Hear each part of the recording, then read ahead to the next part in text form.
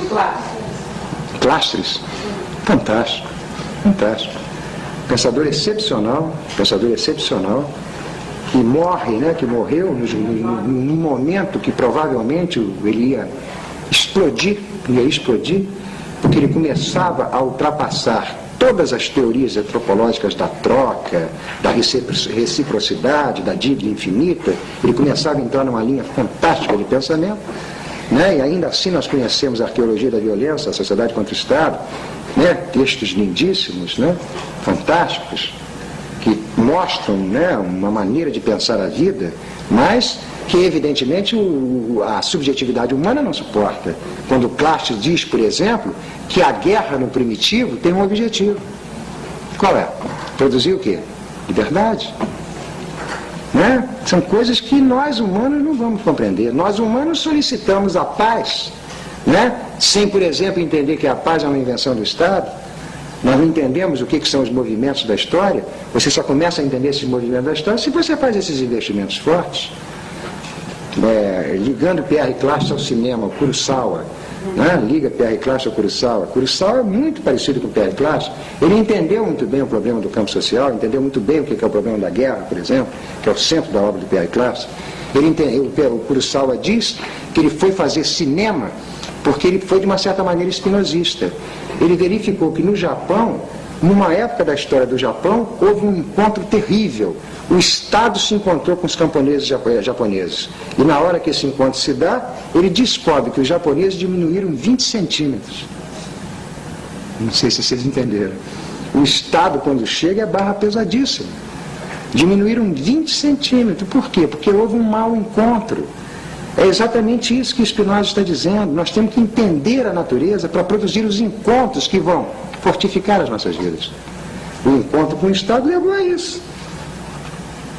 Aqui nós provavelmente não diminuímos 20 centímetros em termos quantitativos de extensão, mas diminuímos 20 centímetros em termos de intensidade. Né? Não há nada mais que se queira no campo social em que nós vivemos do que fazer baixas de intensidade.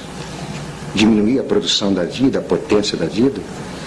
Exemplo clássico brasileiro, exemplo clássico a nossa universidade. A nossa universidade não é uma universidade para produzir pensamento. A única coisa que se produz na universidade é obediência. Se ensina o estudante a obedecer. Tanto que eu luto com muitos dos meus alunos, né, eles sabem disso, eu luto muito com eles, quando eles começam a dizer para mim, eu não suporto mais, eu digo, não, aguenta a barra. Aguenta a barra. Pega esse diploma. É um instrumento de guerra. Instrumento de guerra. Porque a universidade só passa isso para nós. Quando você começa a verificar aulas em que a questão passa a ser o pensamento, o estudante fica inteiramente surpreendido. Ele não está habituado, ele não está formado para isso, porque desde os 3 anos de idade ele não para de receber essas forças constituintes de marcas e sinais. E em linguagem literária, o que se produz é produzir um homem dos hábitos, um homem que tem um conjunto de hábitos e julgue que aquele conjunto de hábitos que ele tem é a natureza dele. Então é preciso passar uma força, sobretudo a literatura é muito bonita para isso, de estranhamento. Abrir uma espécie de buraco onde você começa a verificar que sua natureza não é o seu conjunto de hábitos. Não é? Quando a gente lê o Michel Foucault, a gente fica muito surpreendido por causa dessas coisas. O Foucault, quando vai pensar o homossexualismo grego, diz o homossexualismo grego não tem nada a ver com o homossexualismo do Ocidente. Se vocês quiserem articular o homossexualismo do Ocidente com o homossexualismo grego, vocês não vão entender nada. Aí o homem do hábito diz assim, ficou louco. Aí o Foucault diz, sou. Porque é preciso ser louco para vencer os hábitos. Por isso que a loucura não para, a loucura e a literatura, a loucura e a arte, a loucura e a filosofia não param de ser perseguidas pelas forças repressivas do campo social, psiquiatria, etc. Porque é exatamente isso, para produzir esse mundo novo, é preciso correr um risco muito grande. Correr um risco de pensamento. Ir, aqui é de uma beleza incrível. E isso é o pensamento, não naquilo que é real, e não naquilo que é possível. A questão do pensamento é produzir o impossível. Produzir o impossível, produzir o impensável. É exatamente o que Nietzsche fez. É exatamente o que Spinoza fez.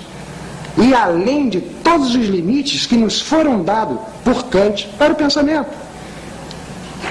Não é transgredir, é muito mais do que transgredir, é produzir exatamente o novo. Produzir a impossibilidade.